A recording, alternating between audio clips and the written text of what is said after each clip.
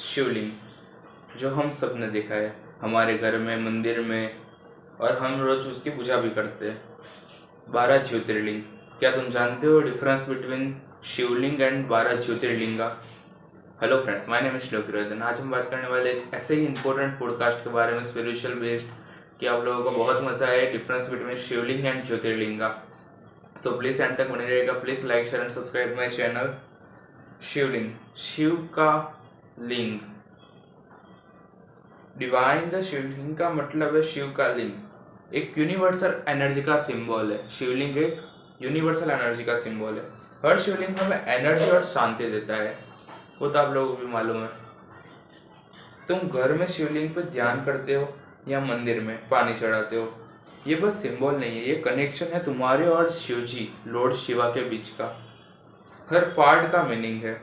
शिवलिंग का जो बेस होता है वो स्टेबिलिटी को दर्शाता है। उसके बाद जो मिडल पार्ट होता है वो क्रिएशन, स्टेबिलिटी, क्रिएशन।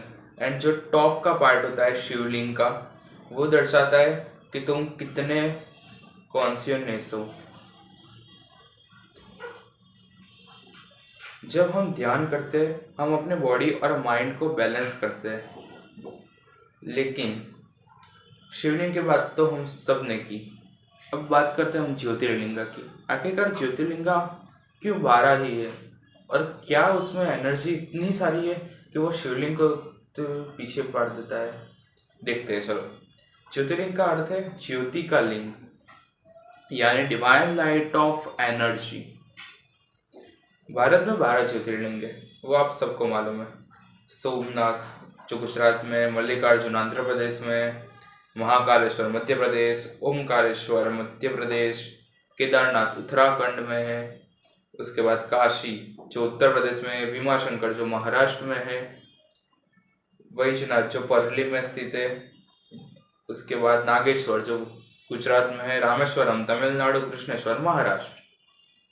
लेकिन ये स्वयंभू है, मतलब अपने आप धरती में से प्रकट हुए। हर एक का अपना डिवाइन एनर्जी और हिस्ट्री है। सबकी फीलिंग अलग अलग है। आप 12 ज्योतिर्लिंगों के दर्शन करने जाओ, सब अलग अलग एनर्जी देंगे। महाकाल जाओ, उनकी एनर्जी के बारे में तो क्या ही कहना। भक्ति और स्पिरिचुअल, ये दोनों शिवलिंग के बेस है। आम शिवलिंग और ज्योतिर्लिंग में डिफरेंस सिंपल है। शिवलिंग हमारे पर्सनल मेडिटेशन और डिवोशन का टूल है, लेकिन ज्योतिर्लिंग एक डिवाइन पावर ऑफ सेंटर, वो मैनिफेस्टिंग और स्पिरिचुअलिटी दोनों को कनेक्ट करता है ज्योतिर्लिंग। मतलब हर ज्योतिर्लिंग शिवलिंग है, लेकिन हर शिवलिंग ज्योतिर्लिंग नहीं है। शिवलिंग तुम्हें डेली शांति देता है, और ज्योतिर्लिंग तुम्हारी स्पिरिचुअल जर्नी को बूस्ट करता है। सोचो, तुम अगर शिवलिंग पे ध्यान कर रहे हो और फिर सोमनाथ या काशी विश्वनाथ जाके भक्ति करते हो, एनर्जी और भक्ति, ये एक्सपीरियंस अलग लेवल का है भाई, सच में। एक डिवोट करते हैं चलो। मैं रोज घर में शिवलिंग के सामने मेडिटेशन करता हूँ, शांति मिलती है, पर कुछ मिसिंग लगता है। आखिरकार वो क्या चीज़ है जो हमें मिसिंग लगती है? फिर महाकालेश्वर का दर्शन किया और फील किया कि एनर्जी और भक्ति का फ्लो अलग लेवल का है। यूनिवर्स डायरेक्ट उससे कनेक्ट करते हैं। इसलिए ज्योतिर्लिंग का कॉन्सेप्ट बहुत ही अलग है, और वो इम्पोर्टेंट और नेसेसरी भी है हमारे लिए। हमारे लिए गाइड और माइलस्टोन है ज्योतिर्लिंग, जहाँ हम शिव जी से डायरेक्ट एनर्जी फील भी कर सकते हैं और उनसे कनेक्ट भी हो सकते हैं। शिवलिंग हमें एक पर्सनल टीचर है, प्रोफेसर है। ज्योतिर्लिंग हमारे लिए डिवाइन टीचर और एनर्जी बूस्टर है। तुम अगर शिवलिंग के सामने डेली ध्यान और पूजा करते हो तो शांति तो मिलती ही है।